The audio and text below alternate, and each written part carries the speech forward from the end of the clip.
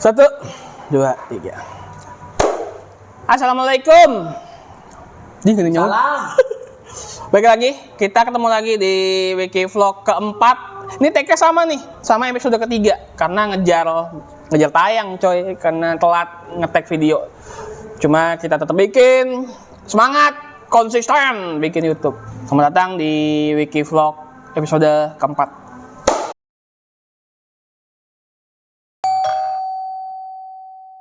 Di hari Senin, di tanggal 29, ya karena gue nggak masuk ya, kemarinnya kan wisuda, udah lewat, alhamdulillah. Masa-masa kritisnya sudah lewat, bukan masa-masa kritis, minggu-minggu sibuknya udah lewat, ternyata ada minggu sibuk lagi. Jadi kegiatan depan itu ada vote day sama satu lagi apa sih namanya? Exhibition. Rangkaian vote day. Ya, rangkaian vote day sama exhibition. Ini di mana video ini dibuat itu lagi di create tuh rangkaian itu sama exhibitionnya. Nah kebetulan dua-duanya tanggung jawab Abdi, tanggung jawab gua. Pusing bukan main. Namanya lu siapa? Abdi Bimanyu. Bukan, Abdi itu saya bahasa Sunda. Tapi biar nggak pusing sendiri kan, ya kita bikin panitia lagi gitu. Ntar bareng-bareng pusing. Dari Senin berangkat dari kosan, jalan kaki, enggak jalan kaki. Jalan kaki nggak gue ya? Jalan kaki. Senin itu persiapan PSAT. Karena PSAT itu tanggal berapa ya nih? Tanggal 5 sampai tanggal berapa sih PSAT? Rabu. Sampai tanggal 14. Berapa tuh? Seminggu lebih.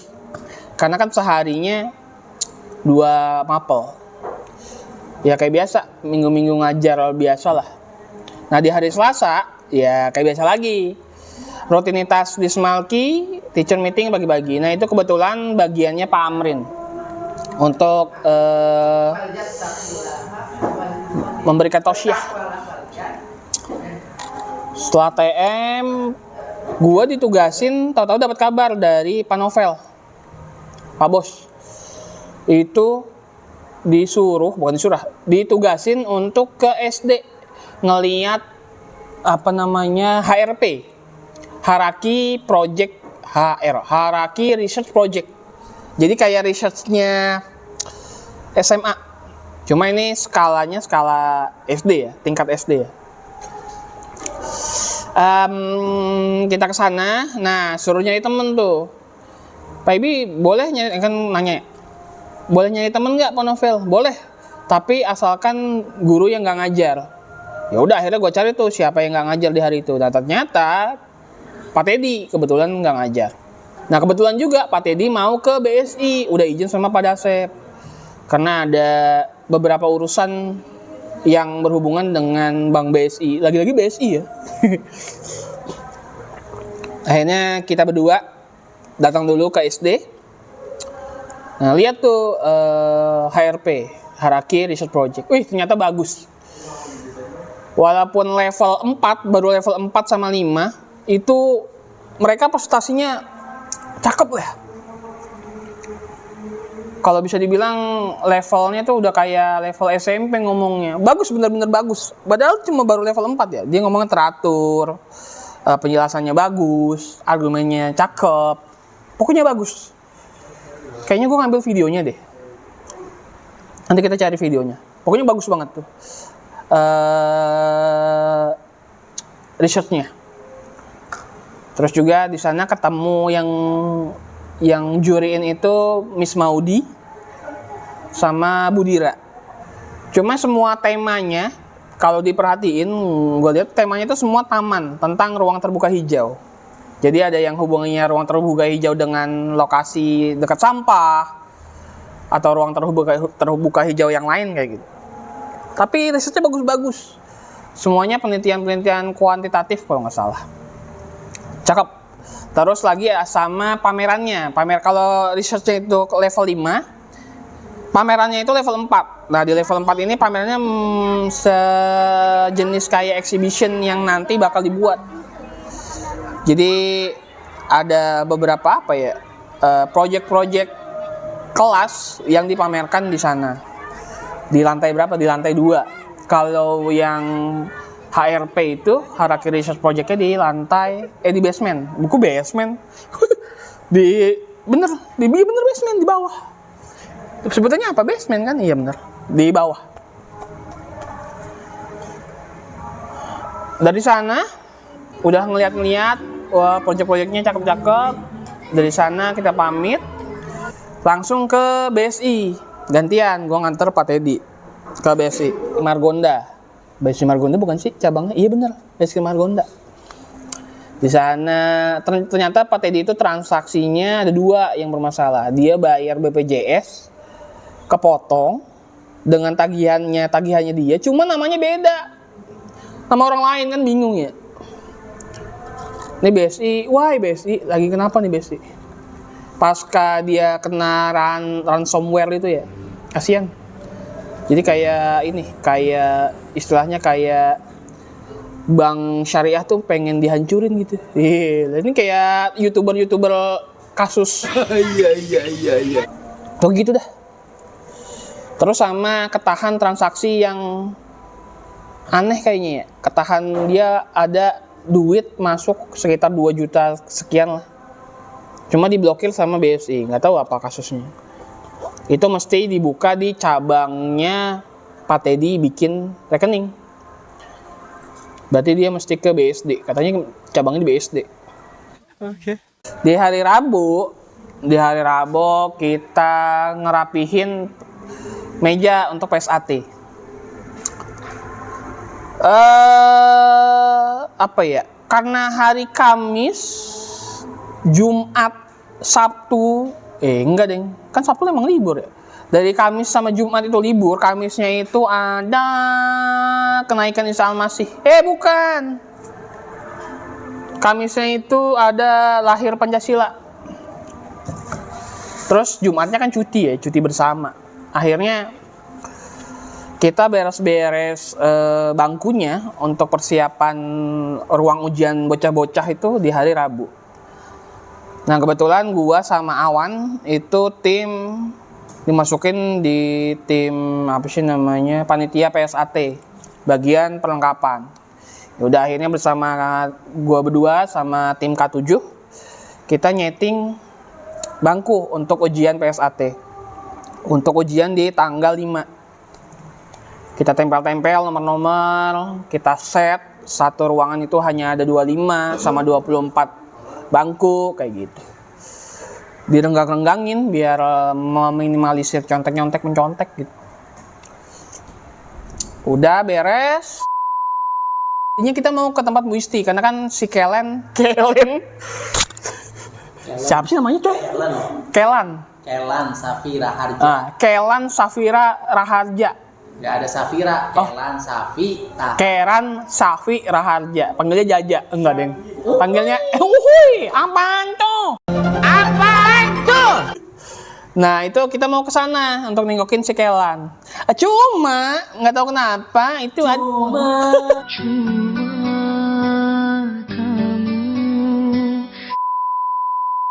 Cuma ada satu orang yang ngambek gitu. Jadi pulang nih. Akhirnya pulang tuh satu orang tuh. Lah kita bingung ya. Ya yang pas Utri juga bingung. Nelpon nggak jadi. Ya gua sama Nazar kan jalan set. Ya udah kita jalan aja inisiatif jalan. Nah sampai gang mana pokoknya nggak tahu tuh, di gang dekat rumah Bu Isti. Kita telepon dulu. Hey keluarga Awan, kalian di mana? Ternyata di rumah dia. Kirain tempat Bu Isti. Ya Allah. Kita bingung ya. Lah, dia udah ke rumah coy, ngapain gitu. Akhirnya kita bingung. Ya udahlah kita ke rumah Pak Sutri aja gitu. Padahal udah digorengin pempek. Iya, padahal udah digorengin pempek di rumah Bu Isti, kasihan banget tuh pempeknya. Sampai dimasukin lagi ke kulkas. Enggak, Deng. Dibagi-bagiin ke tetangga. Aduh, sayang banget tuh pempeknya nggak jadi nyobain. Bu Isti goreng pempek lagi ya kalau main. Beli lagi pempeknya. Oke. Akhirnya kita ke rumahnya keluarga Awan tuh, keluarga Awan. Harta yang paling berharga adalah Keluarga Awan. Harta yang paling berharga adalah keluarga. Akhirnya kita sampai ke kediaman keluarga Awan, ya kan, disambut tuh dalam itu, assalamualaikum, waalaikumsalam, ayo masuk. Iya. Akhirnya jadi malah apa ya, makan-makan di kediaman Awan gitu, dibikinin sama bininya Awan, chef, dibikinin ini, pokoknya enak deh, mantap. Akhirnya gua kan nggak jadi beli makan malam ya, lumayan sering-sering aja kita main ke rumah orang. Iya. Ya, si Nazar pulang, ya gue pulang, jalan kaki. Nah, nunjukin jalan tembus tuh dari rumah kediaman Awan ke toko daging, biar nggak belok-belok, biar nggak kejauhan maksudnya. Oke. Kamisnya ternyata ada rapim. Iya. Rapimnya itu di hotel apa sih coy namanya coy? Margo. Hotel Margo, sampingnya Mall Margo City yang gentengnya rubuh. Kita kesana, rapimnya itu jam 8. Gue janjian sama Nazar, kan gak bawa motor tuh ya. Janjian jam berapa? Jam 6. Jam 6 kalau nggak salah. 7. Hah? Jam 7 gue jalan kaki tuh dari kosan sampai tanjakan GDC yang macet itulah, pokoknya kalau pagi-pagi macet tuh. Situ janjian tuh, lewat ya, set, dipoto, trok, gimana? Makan bubur dulu. Akhirnya kita berangkat dari tanjakan GDC, tempat tikumnya. Jalan, kan kalau dari arah Kartini berarti kan muter balik ya. Muter balik. Kena lapar, masih setengah 8. Akhirnya ada bubur rame tuh, rame banget itu pakai apa ya? Pesugihan enggak lah. Karena pagi-pagi ya kan pada lapar ya, kita nyari bubur. Ada abang-abangnya bubur, itu ngelayaninnya lancar banget, tangannya cepet, set. Nggak kayak abang tahu gejrot yang depan Toyota, lama banget, lambat. Ya Allah bang, cepet bang, layaninnya. Ini kayak tukang bubur, belajar makanya. Jadi kita beli bubur, sama si Nazar tuh makan bubur dulu, ngantri. Ya enak sih buburnya, enak, gocop. Akhirnya tahu ketemu ini guru SD, Pak Yana, Suryana. Kenapa nggak dipanggil Pasur ya? Pasur mau buat tidur ya. Kasur. Si Yana ketemu, kirain mau pengen bubur, ternyata pengen ke Indomaret. Katanya bingung mau bayar parkirnya di mana. Padahal memang nggak mau bayar parkir aja dia tuh. Enggak deng. Tetap aja kita juga bingung tuh, habis makan bubur mau berangkat. Toto ada prit gitu. Emang misteri itu tukang parkir. Toto nongol kalau kita mau balik gitu. Kita mau ke Margo itu jam 8, mendekati jam 8 lah pokoknya. Terus ketemu lagi di parkiran sama Pak Ajat, sama Pak Anggi. Guru SD nih 3 nih, Pak Yana, Pak Ajat, Pak Anggi. Kita parkir di parkiran mall, ke bawah. Terus jalan ke atas. Belok samping, ya iyalah. Naik, ternyata pintunya dikunci coy. Bikin kesel, bukan dibuka aja. Yang kita kan tamu ya, nyewa di situ. Suruh muter, ya kita muter lagi tuh, jalan lagi ke depan. Nah gara-gara muter ini nih, kita nggak dapet bangku. Akhirnya dicariin tuh sama panitia, sama Bu Hadian. Cariin, akhirnya bisa. Tadinya gue mau dihianatin tuh sama Nazar tuh, ditinggal. Gue duduk di belakang, dia tetap nyempil. Akhirnya gue nyempil juga di tim SMA di belakang. Akhirnya nyempil. Diajak sama Nazar. Ya, setelah dia mencoba memperbaiki kesalahan. Akhirnya nyempil juga kan. Yang kasihan si Dena di belakang sendirian, kesian banget tuh dia. Udah lakinya nggak nganterin, ditinggalin di rapat, kasihan tuh. Pas ditanya lakinya kemana? Oke, kemana tidur. Di rapim itu ya itulah pokoknya rapat pimpinan. Dijelasin struktural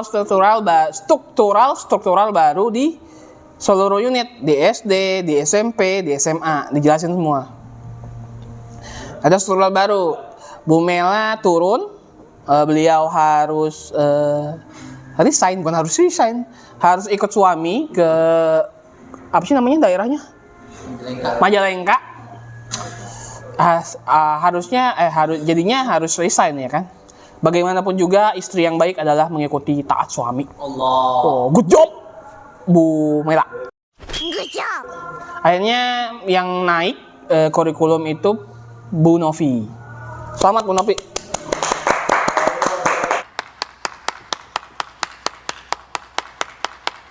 Akhirnya dapat makan, dibungkus bawa kresek tuh. Niatnya mau pulang nggak jadi kita main ke Margo City dulu. Nah lucunya kita bawa kresek kayak kendurian gitu loh. Ya ke mall bawa kresek kan lucu aja gitu. Nang kresek pakai batik bawa kresek, coba bayangin.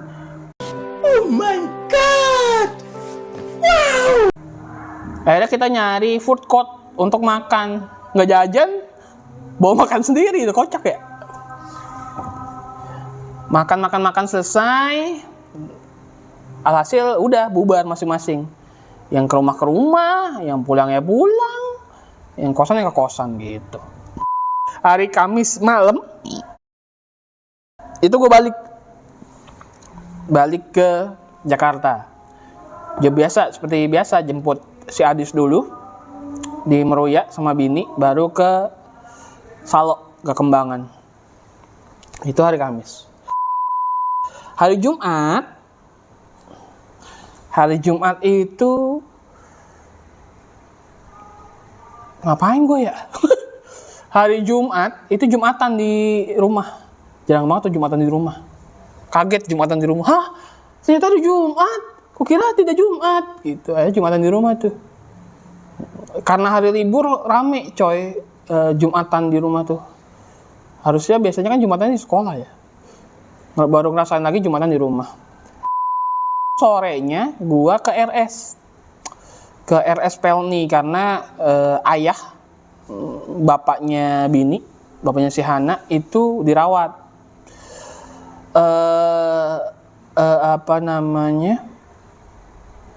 Gejalanya waktu itu jadi kejang-kejang coy, bukan kejang-kejang ya, nyut-nyutan, pahanya nyut-nyutan, tangannya nyut-nyutan, pipinya nyut-nyutan.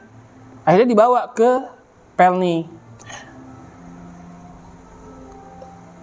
Nyut-nyutannya itu belum sampai detik video ini dibuat itu belum kedetek ya. Sebabnya apa? Cuma ketika ayah ini dicari penyakitnya via dahak, baru kelihatan bahwa ayah itu kena TB. Padahal beliau nggak ngerokok. Ternyata ngerokok juga, di mudanya ngerokok. Kata istrinya, manggilnya Umi. Beliau ngerokok di muda, cuma ketika udah punya anak, udah berhenti ngerokok katanya. Cuma karena gue pikir, kenapa bisa kena TB ya? Beliau kan nggak ngerokok tuanya, terus makannya juga teratur. Oh ternyata gue pikir beliau kerjanya memang di tempat yang Taylornya itu banyak ini cuy, banyak benang-benang kecil-kecil gitu. Kemungkinan di situ. Qadarallahnya ya kena TB. Ya kayak biasa, karena kan dulu gue juga kena TB. TB-nya gue bukan TB karena TB yang nular, TB yang karena paru-paru basah. Minum obat 6 bulan. Nah, ayah ini kebetulan minum obat 9 bulan kalau nggak salah, dari mulai sekarang. Alhamdulillah kemarin sudah pulang. Kemarin itu berarti sekarang hari Selasa, hari Senin. Hari Senin udah pulang ke rumah. Semoga cepat pulih untuk 9 bulan ke depan, biar nggak kambuh-kambuh lagi, biar sembuh. Nah ini yang jadi concern buat gua sama istri gitu, karena kan istri jahit ya, dia itu belum bisa bikin pola, gunting pola gitu, masih bingung. Semua ilmu ayah, ilmu ngejahitnya itu cuma diturunin ke beberapa anaknya kan ada cukup banyak ya. Anak pertama diturunin cuma udah ke Padang. Nah, tinggal bini gua doang yang bisa jahit. Nah itu yang bingung akhirnya gimana nanti tailornya jalan gitu. Karena ayah udah nggak bisa lagi untuk ke tailor. Di hari Sabtu itu gue bikin soal. Terus di hari Minggu karena gue udah komit hari Minggu itu harus jalan-jalan sama Adis. Bagaimanapun caranya, kalau bisa ngeluarin duit, enggak ada. Kalau bisa jalan-jalan yang bukan ke mall gitu, karena kan Jakarta mall semua ya, pushing. Nyari tempat terbuka hijau tuh susah, harus nyari ke Depok ataupun ke Bogor. Ya salah satunya adalah ke Air Petra. Air Petra itu apa ya? Lupa tadi gue catat padahal. Ntar gue edit Air Petra itu apa. Pokoknya ruang terbuka untuk ramah anak. Ada ramah anaknya, pokoknya tempat ramah anak belakangnya. Nah kebetulan gue nyari tuh searching di Google Map. Ternyata ada Air Petra di kampung sebelah, di Kampung Baru. Karena dulu aksesnya waktu kecil tuh gue lewat situ masih kebuka. Sekarang udah diblok sama Komplek Garden. Gak bisa lewat tuh. Akhirnya naik motor muter, nggak jauh-jauh amat sih ya. Dekat, nggak pakai helm soalnya dekat kita main ke sana. Kondisinya ya karena Air Petranya lokasinya di kampung, bukan di kampung, itu di dalam kampung lah, di pojok kampung. Jadi gue pikir ini peruntukannya memang untuk tempat mainnya warga kampung situ. Walaupun warga kampung sebelah ya. Karena kan lahan di Jakarta ruang terbuka hijau tuh minim banget. Nah ditambah lagi Kampung Baru itu, kalau gue bilang slum area takut tersinggung nanti ya. Emang slum area dilewati kali, cuy. Jadi kalau dulu waktu kecil itu kalau banjir gede kan setiap Februari, kalau nggak Desember, Januari itu banjir gede, itu tenggelam daerah Kampung Baru tuh sampai seleher. Tempat gua nggak, alhamdulillah Kampung Salo nggak. Kampung Baru tuh tenggelam. Nah semenjak dibikin tanggul barat sama tanggul timur apa sih namanya kalinya? BKT. Itu terus kepemimpinannya bergilir dari Ahok ke siapa sih namanya? Pak Anies. Itu alhamdulillah nggak banjir lagi. Nah sekarang juga banyak Air Petra di daerah Jakarta. Nah pengennya tiap minggu itu gue pengen ngulik Air Petra di Jakarta. Nah salah satunya ya itu Air Petra Kampung Baru. Kondisinya menurut gue itu baru banget ya, karena tanamannya aja baru dikasih penyangga kayu, pohon-pohonnya itu masih panas. Ditambah lagi di tengah-tengahnya yang lucu nih, di tengah-tengahnya itu dia tuh kayak bentuknya jadi kayak bentuk huruf G. Cuma yang lekukan atas huruf G-nya itu tanah orang, cuy. Tanah ini milik hajah siapa gitu. Jadi kepotong tanah orang. Lucu ya? Harusnya dibebasin aja sama Pemprov. Ya namanya Air Petra baru kali. Terus ada beberapa bangunan yang nggak jelas itu peruntukannya untuk apa. Kirain gue WC, ternyata bukan. Terus pas ditanya ke petugasnya, nggak tahu apa gitu katanya. Ya ini buat warga gitu. Mungkin karena takut ya, setelan gue waktu itu pakai topi army terus pakai rompi, dikiranya mungkin petugas nanya-nanya kayak gitu. Soalnya sambil rekam. Terus ada bangunan kayak ruang serbaguna gitu. Mungkin buat acara-acara itu kali ya. Acara-acara warga-warga situ. Jadi Air Petranya ya gitu kondisinya. Karena geomorfologinya itu daerah rawa.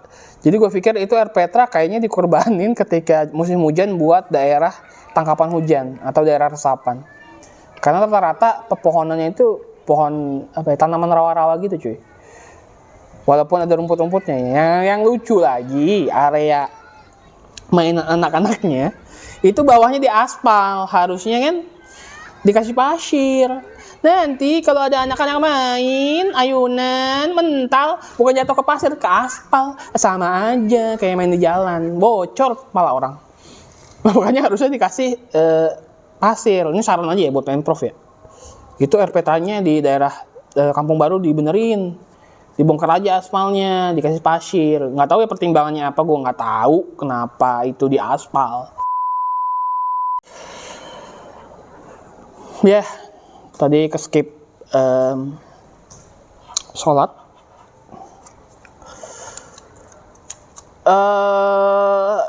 Ya itu tadi, gue komit tiap minggu jalan sama Adis, sama istri.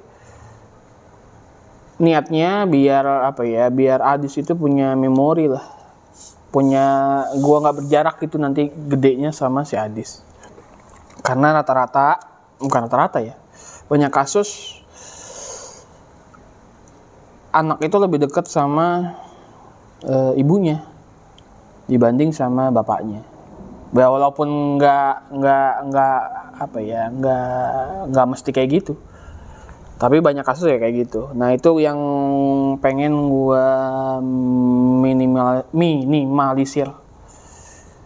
Jadi si Adis si Adis merasakan kehadiran bapaknya gitu. Walaupun Senin sampai Sabtu itu, Senin sampai Jumat, kadang juga kalau ada kegiatan di hari Sabtu nggak pulang. Ya itu dia, tujuannya itu supaya Adis nggak berjarak lah sama gua, sama bapaknya. Ya gitu lah pokoknya. Semoga tujuan gua ngajak Adis bisa dituai ketika dia udah umur ya dewasa lah. Bisa percaya sama abinya, bisa percaya sama bapaknya. Gitu aja untuk episode keberapa nih? Keempat. Terima kasih sudah dengerin Wiki Vlog kali ini.